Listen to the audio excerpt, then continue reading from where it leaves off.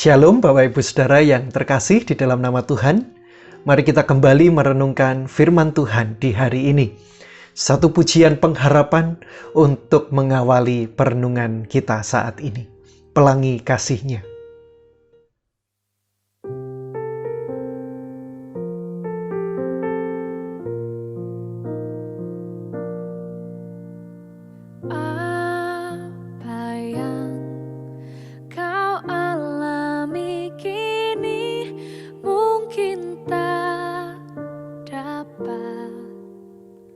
Engkau mengerti satu hal, tanamkan di hati, indah semua yang Tuhan beri.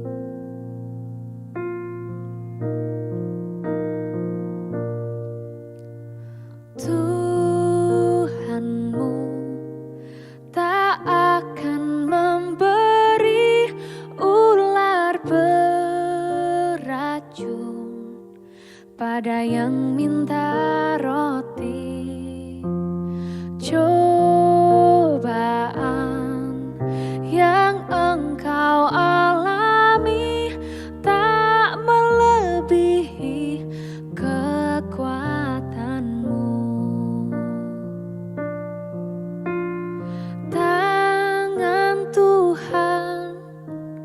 Sedang merendah suatu karya yang agung mulia.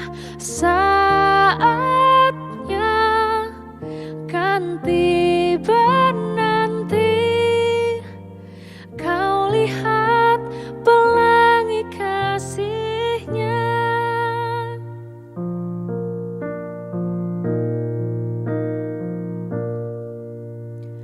Tuhanmu tak akan memberi ular beracun pada yang minta roti. Cobaan yang engkau alami tak melebihi kekuatanmu.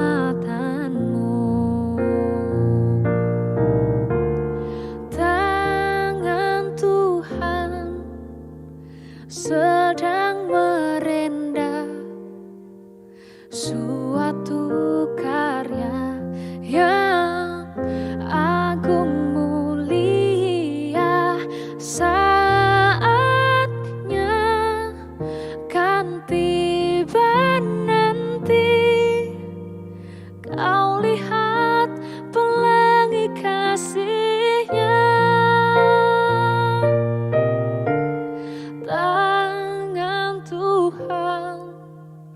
Sedang merendah suatu karya yang agung mulia.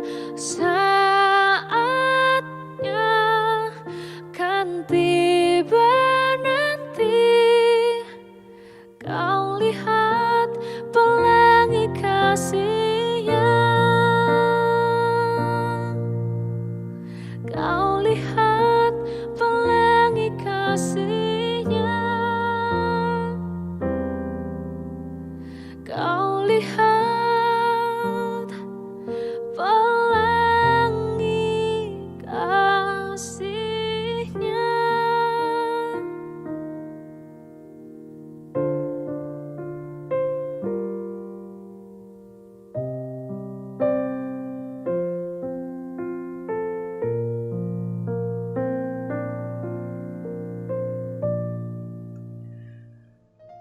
Allah Bapa yang Maha Baik, kami kembali menaikkan syukur atas rahmat kehidupan yang masih Engkau nyatakan kepada kami. Dan saat ini kami rindu mendengarkan firman Tuhan. Tolonglah kami supaya kami bisa memahami apa yang Tuhan katakan dan Tuhan kehendaki di dalam kehidupan kami. Berbicaralah dan berfirmanlah ya Tuhan. Kami siap untuk mendengar dan melakukannya. Amin. Saudaraku yang mengasihi Tuhan kita Yesus Kristus, di suatu pagi sekitar 2 atau 3 bulan yang lalu, saya pergi seorang diri ke suatu tempat yang cukup sunyi. Saya biasa datang ke tempat ini, entah itu hanya untuk mencari udara segar atau melihat pemandangan Gunung Welirang, atau bahkan ketika saya ingin mengistirahatkan pikiran saya. Tentu yang saya harapkan pada waktu itu adalah saya bisa sampai ke puncak Gunung Pundak ini dan kemudian melihat pemandangan yang seperti ini. Indah sekali. Siapa yang tidak senang, Bapak Ibu Saudara? Namun alangkah terkejutnya saya ketika saya sampai di puncak dan kemudian yang saya temukan itu justru pemandangan yang seperti ini. Sejauh mata memandang hanya kabut yang ada di sana. Bahkan jarak pandang saya itu tidak lebih dari 5 meter, saudara. Pemandangan indah hijaunya hutan Gunung Welirang tak sekalipun saya temukan pada waktu itu. Saya tunggu 10 menit, setengah jam, 1 jam, bahkan hampir 2 jam, tidak ada perubahan yang berarti. Tetapi saya berusaha untuk memahami situasi ini, saudara. Kondisi seperti ini sangat wajar ketika kita berada di pegunungan. Mirisnya, memang tidak semua pendaki itu memiliki kesadaran yang sama. Banyak orang yang hanya mencintai gunung itu justru hanya dari sisi keindahan dan kemegahannya saja. Tidak semuanya sanggup mencintai gunung itu dari kabutnya, atau bahkan dari hujan serta badainya. Orang-orang yang demikian, saudara, biasanya akan mengeluh atau khawatir jika kabut dan hujan atau badai itu menghampiri mereka. Seolah pendakiannya itu menjadi tidak berarti bila awan puncak dan mentari itu tak unjuk gigi. Padahal bukan itu yang menjadi nilai seorang pendaki. Seorang pendaki tentunya sadar ketika ia berada di alam bebas, ada banyak hal yang dapat terjadi di luar kendali kita sebagai manusia. Saudara kasih Tuhan, ketika kita mencermati kehidupan Yusuf di dalam Perjanjian Lama, ada banyak peristiwa yang terjadi di dalam kehidupannya. Dan bahkan sebagian besar, saudara, hal-hal yang menimpa Yusuf itu tadi, itu terjadi justru di luar kendalinya. Dia diceburkan ke dalam sumur kosong, dijual sebagai budak, dia dijebloskan ke dalam penjara sampai pada akhirnya dia menjadi penguasa Mesir. Semua itu terjadi di luar kemauan Yusuf, saudara.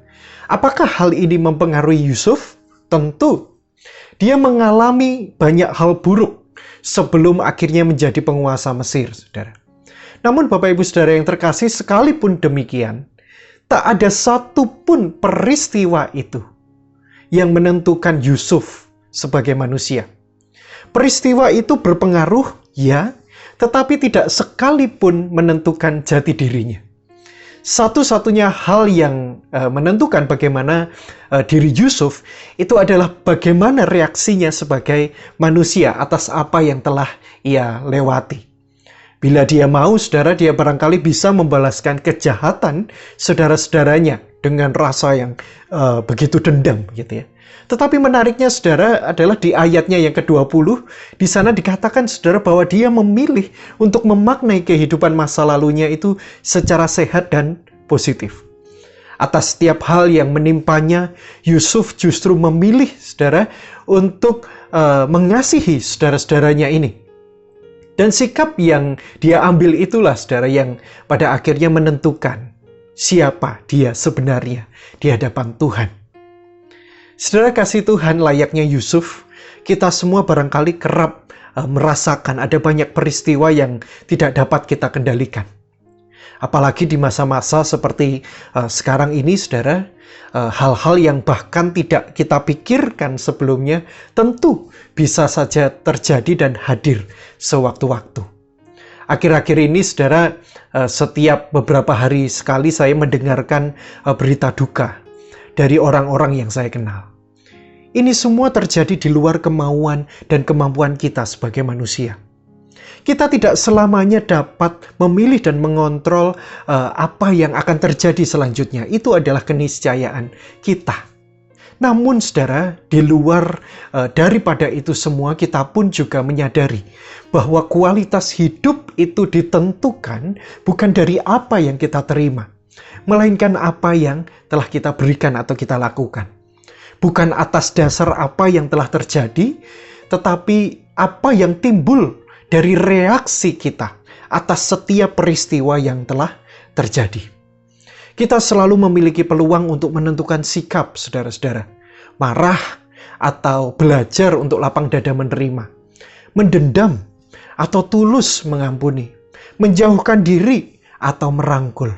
Memelihara trauma yang timbul atau berusaha untuk menjalani kehidupan. Termasuk ketika saat ini banyak dari antara masyarakat kita yang masih saja tidak peduli dengan kesehatan. Sampai detik ini, saudara, masih saja ada orang yang meremehkan dan bahkan tidak percaya dengan adanya virus COVID-19. Itu pun juga menjadi pilihan kita saat ini. Saudaraku, pada akhirnya sikap kitalah yang menentukan itu semua. Apakah kita akan menjadi manusia yang diperbudak oleh dorongan negatif yang merusak hidup, ataukah justru sebaliknya kita memilih menjadi manusia yang menjunjung nilai-nilai keutamaan di dalam hidup ini. Kiranya Tuhan menolong kita. Mari kita bersama berdoa. Ya Tuhan Allah kami, dalam kehidupan yang kami jalani, seringkali ada berbagai peristiwa yang tak terduga datangnya. Kami juga seringkali menjadi kaget akan kehadirannya. Namun biarlah saat ini kami juga menyadari ada Tuhan yang menolong kami melalui itu semua. Biarlah segala peristiwa hidup yang terjadi semakin mendewasakan kami dan mempertajam karakter Kristus di dalam diri kami. Kiranya Engkau berkenan memampukan kami dengan Roh Kudus-Mu, ya Tuhan. Di dalam nama Tuhan Yesus kami telah berdoa. Amin.